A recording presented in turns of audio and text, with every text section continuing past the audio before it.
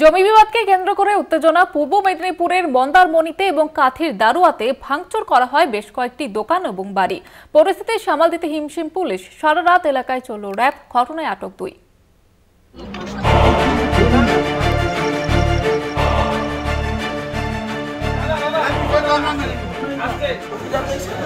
দীর্ঘদিন ধরে জমি বিবাদকে কেন্দ্র করে উত্তেজিত পূর্ব মেদিনীপুর।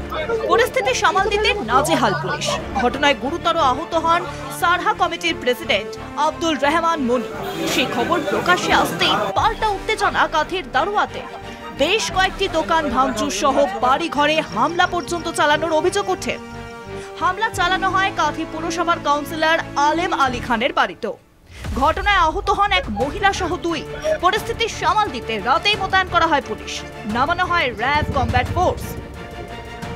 আমি বুঝতেই পারছি না, অতর্কিতভাবে আমার বাড়িতে 100-200 লোক এসে চড়াও হয়ে কি করে ইট লাঠি সোটা নিয়ে এসে হামলা করতে এসেছিল।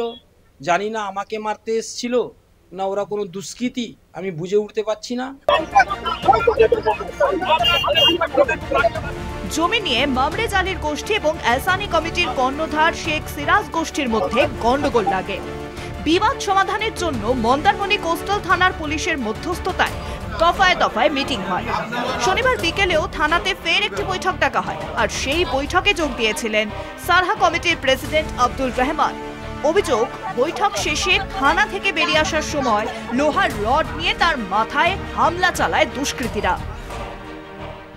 একটা মন্দারমণিতে একটা ইনসিডেন্ট হয়েছে, একজন লোককে, একটা গোষ্ঠীর লোককে আর একটা গোষ্ঠীর লোক মারধর করেছে, আর তার জন্যই তার এফেক্ট এখানে দারুয়াতে এসে পড়েছে। এবং সেখানেও যে গোষ্ঠীর লোক মার খেয়েছিল তারা অন্য গোষ্ঠীর লোককে কিছু ঘর বাড়ি দোকানপাট ভেঙে দিয়েছে।